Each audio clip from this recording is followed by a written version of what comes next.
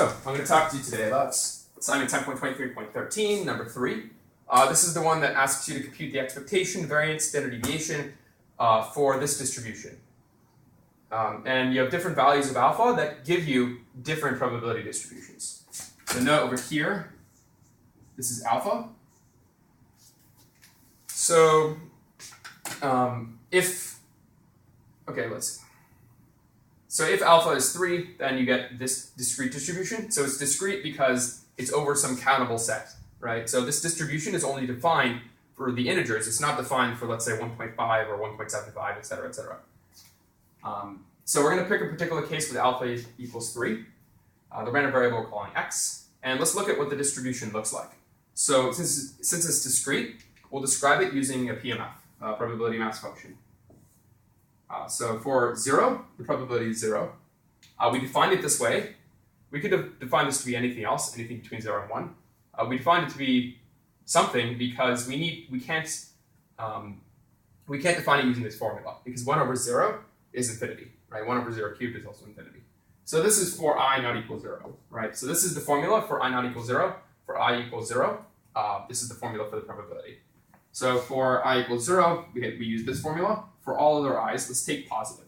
So for positive i's, this is 1 over I cubed, or actually c times 1 over I cubed. That's because if I is greater than 0, then the absolute value of I is the same as I, right? So 1 over I cubed, or c times 1 over I cubed, looks like this, right? If we took the continuous version of it, it looks like this. Remember, like 1 over x looks like this, 1 over x squared, 1 over x cubed. I'm calling x I, doesn't matter. So in this case, it's going to look like you had 1, 2, 3, 4. It's going to look something like this. It's going to decay as I gets larger.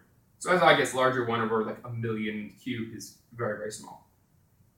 So this decays, and it's symmetric because if we look at this formula here, if we plug in, let's say, if we plug in -2, right? The probability x equals -2 is going to be the same as the probability x equals 2 because -2, the absolute value of -2 is just 2. So this is going to be symmetric about the y-axis. So this is a mirror image. So it should be symmetric, something like this. And so it drops to infinity, it drops to 0 as I deviates from 0, and at 0 it's 0. So this is what it looks like. So notice there's a c here. The c is some constant, but we can determine what this constant has to be because for any probability distribution, the sum over all the values, the sum over all the probabilities has to be 1. If you think of these disjoint events, if there are disjoint events, one of them must happen. So the probability of any of these happening, the sum over the probabilities of these disjoint events is going to be 1. So this is -infinity to infinity, p x equals I equals 1. Okay. So let's say we want to use this. This is a constraint. We want to use this constraint to calculate c. Right? So this fact, we could just plug in values or plug in the formulas here and solve for c, and that'll give us what c has to be. If c were not that value, then this might not sum to 1. So let's break this down. The reason we're breaking this down into parts is because this part of the distribution by itself is nice to look at. There's no absolute value to deal with. We can deal with it in terms of just negative something. This part's nice to deal with by itself. 0 is nice to deal with by itself, but when you combine them, you get this kind of weird function, right? So we'll break it into I equals -infinity to -1, this region here, of p x equals I, plus p x equals 0, that's the middle, plus p x equals I, plus the right side.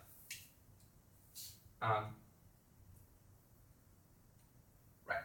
Okay, so this over here, for I greater than 0, this is going to be just the sum I equals 1 to infinity c over I cubed. So since I is bigger than 0, we can get rid of the absolute value sign because the absolute value of something bigger than 0 is just the value itself. So this is nicer to deal with. And we can actually, this is going to turn out to be the same thing. What's the reasoning behind that? So this over here is all of the i's we're talking about are actually going to be transformed into positive versions by the absolute value. So we can think of this as the sum from I equals 1 to infinity of c over I cubed. So you can think of this as the sum I equals -1 to negative infinity of this, where you're taking the absolute value. And when you take the absolute value, it becomes a positive. So it's the same as the sum from I equals 1 to infinity of this expression. So notice these are the same, right? So we get, and this over here is 0. 0 here. So this comes out to 2 times this, because these are the same. So 2 times sum I equals 1 to infinity, c over I cubed. We can bring out the c. Just bring the c here. This becomes 2c sum I equals 1 to infinity, 1 over I cubed. And remember, this has to equal 1. So we have a formula with c and some other constants, so we can solve for c. So c is 1 over 2 sum I.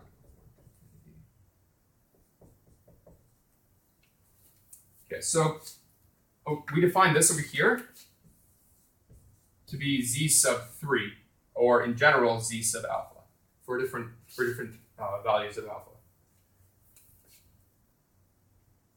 And so what we can do is we can plug that back in here, and we no longer have this constant that we don't know. We have something we can actually compute.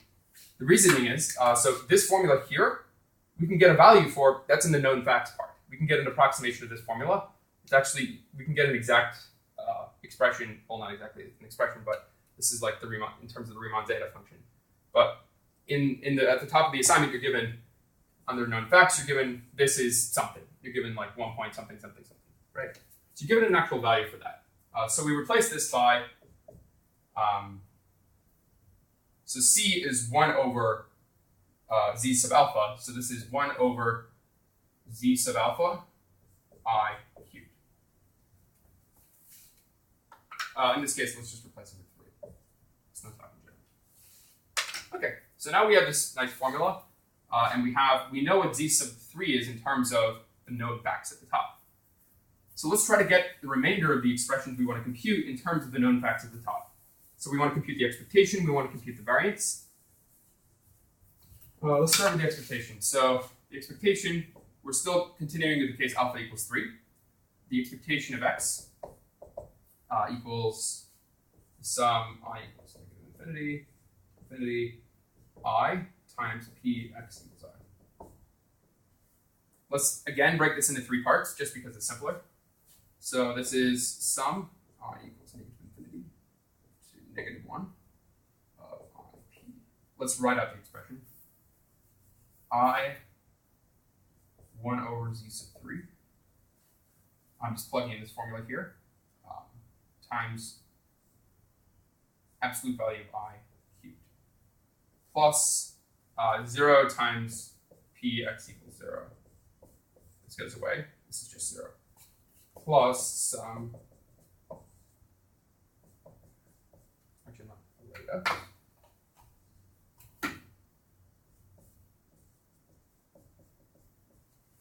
So the first thing is we can get rid of this absolute value because I in this case is always larger than 0. So we can get rid of this absolute value.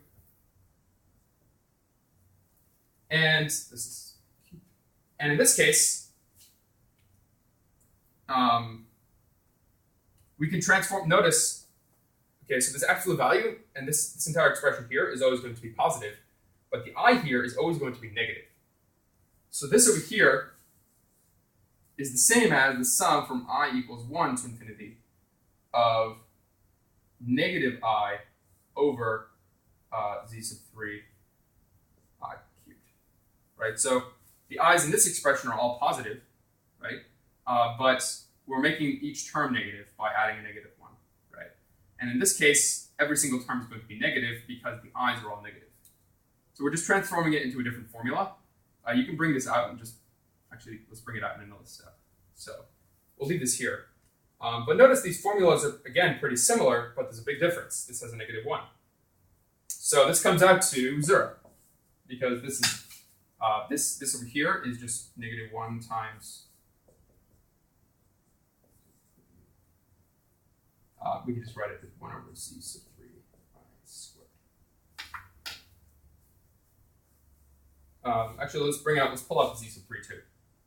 So z sub 3 is another constant, negative 1 over z sub 3.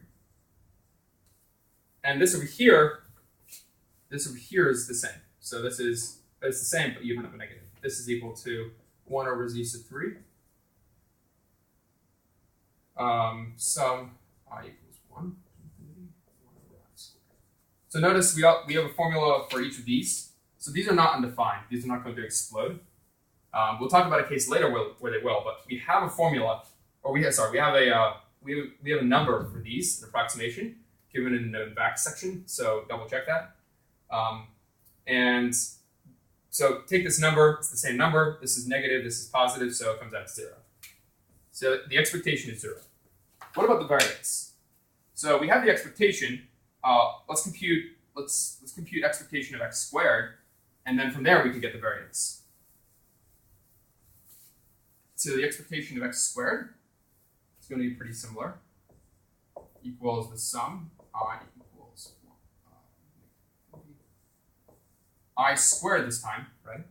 Times p x equals I. So once we compute this, we can take this minus the expectation of x squared, and that'll give us the variance. So let's just compute this first. Break it into multiple parts like we did before. It's just more convenient in terms of the formulas. So negative infinity, negative 1, I squared over z sub 3 I cubed plus 0 squared probability x equals 0 plus sum I equals 1.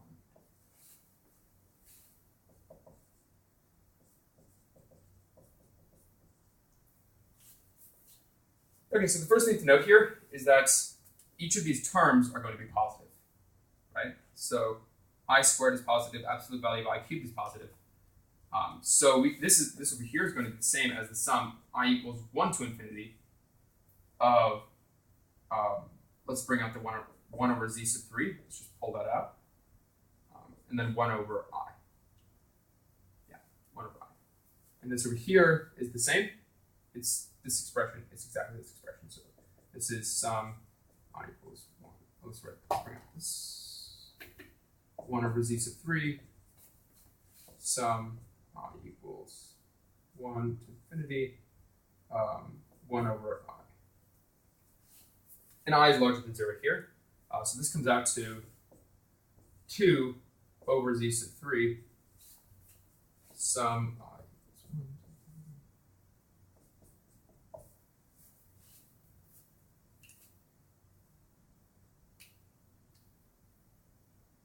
And so this diverges here.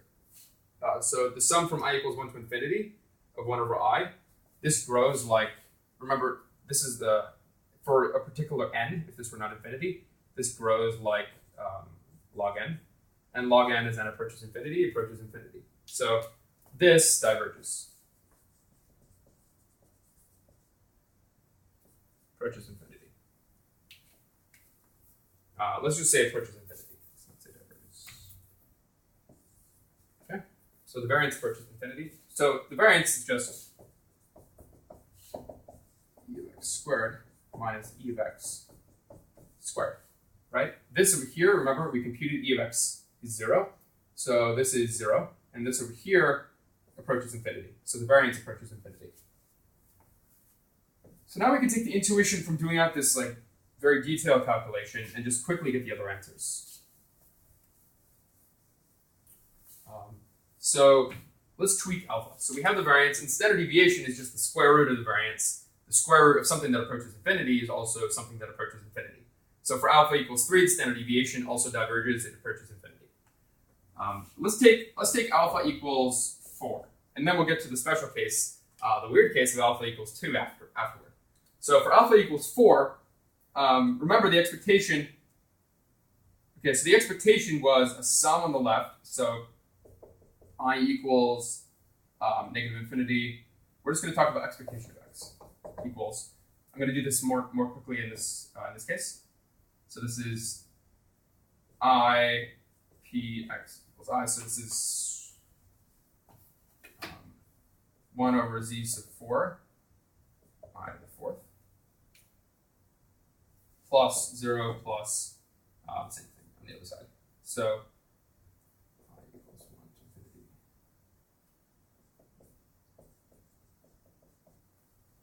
So as long as these converge, then this is negative of this, like in the other case, so this should be 0. But there's an important thing to check that we actually missed, which was we need to make sure that the sum, let's say this sum over here, the sum from I equals 1 to infinity of 1 over I cubed. So this is 1 over z sub 4. So sum I equals 1 to infinity, 1 over I cubed. We need to check that this converges, which it does. We have a number for it, right? So we're good. So z sub 4 is 1 over the sum with I to the 4th, which also converges. So we're all good. So the expectation converges, and so xs is, the expectation is 0. Now let's compute expectation squared. So squared is going to be, remember it was like something like this, 2 sum I equals 1. I'm jumping a couple steps. You can go through the previous steps for alpha equals 3 and derive the same formula. It's going to be something like this. I squared, so I'm going to add like 2 over z sub 4 to the front. So I squared over I to the 4th. Right. So this is 2 over z sub 4 sum I equals 1 to infinity, 1 over I squared. And aha, this over here converges. So we're good. So we can just plug in the number here. We have the number here in terms of these are the numbers here. Plug them all in, and we're good. So the variance is actually something finite. I'll write it out. It's 2 over z sub 4. Remember, we have these facts at the top we can look up. So I'll circle those facts. Also, z sub 4, you plug it in there, and then you look it up, right? 1 to infinity, 1 over I squared, minus 0. So it's exactly this, right? So z sub 4, I'll write out z sub 4, 1 equals 1 over 2 sum.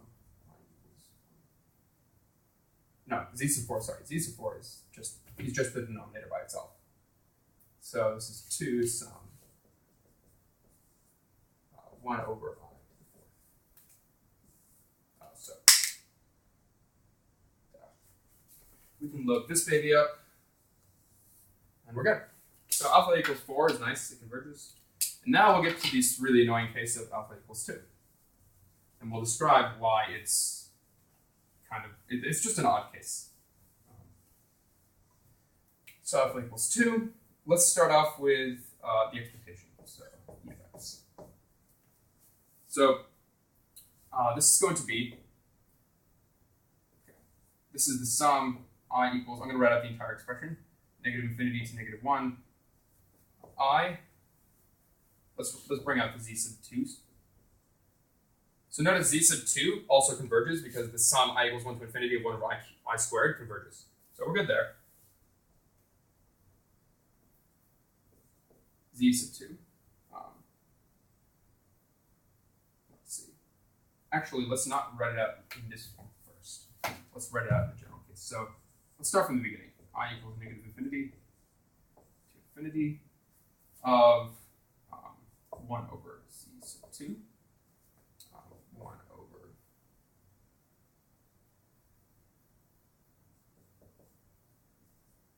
okay, so the first thing we can do is we can get rid of the absolute value because we're squaring. That's nice. That's just kind of convenient. So this is, right, and we're multiplying by an I here. Right, this is the expectation. So we can pull out the z sub 2. So this is 1 over z sub 2. Sum equals infinity of I over I squared. So we can get rid of the absolute value. And so this is 1 over z sub 2.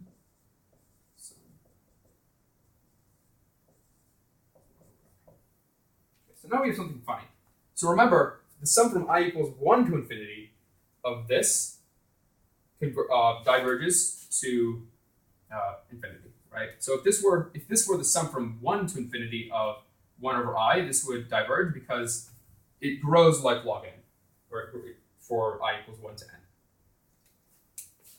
but it's negative infinity to infinity. So if we broke this down into two parts, we would have the sum I equals negative infinity to negative 1.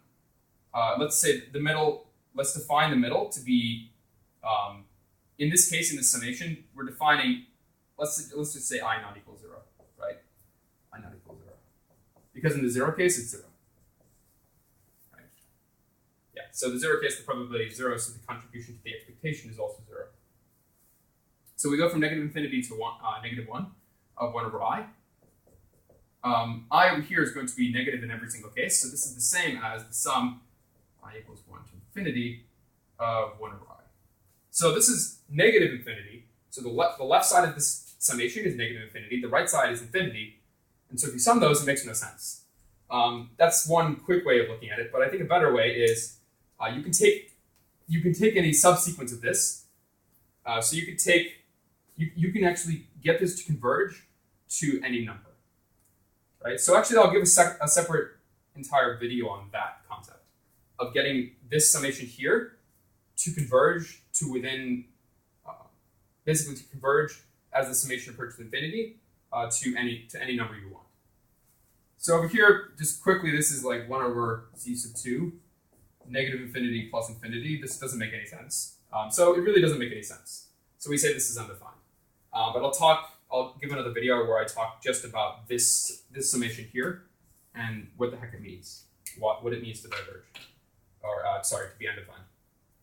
So the variance, well, since the expectation is undefined, the variance is also undefined. Let's see, is that right? Yeah, because the variance, well, maybe we'll get some cancellations. So we might get a cancellation with some of these terms. So I guess we should do it out. Yeah, so let's do out the variance first.